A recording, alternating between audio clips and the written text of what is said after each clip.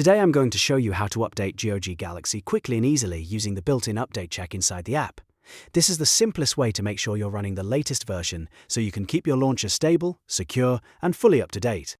Whether you use GOG Galaxy every day or only occasionally, checking for updates is a smart habit because it can help fix bugs, improve performance, and make sure you're getting the newest features.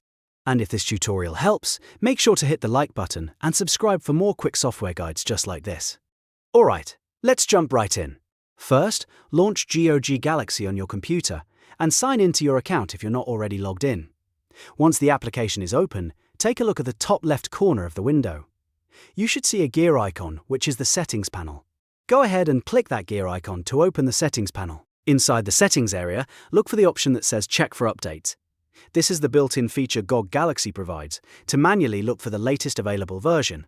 Click Check for Updates and the app will start searching online to see if there is a newer version ready to install. If GOG Galaxy finds a new version, you'll see an Update Now button. Click Update Now to begin the update process.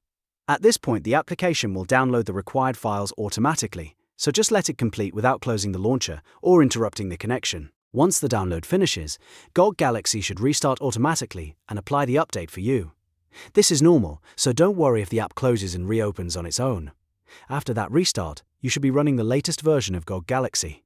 If you want to double-check that everything worked, you can open the settings again after the restart and confirm that the update option no longer shows an available newer version. That's a good way to make sure the update went through successfully. So just to recap, the process is simple. Open GOG Galaxy, sign in, click the gear icon, choose Check for Updates, click Update Now if one is available, and then let the app download and restart automatically. It only takes a few moments, but it can save you from a lot of problems later on. If this video helped you, please give it a thumbs up and subscribe to the channel for more easy tutorials, app tips, and step-by-step software walkthroughs. Thanks for watching, and I'll see you in the next one.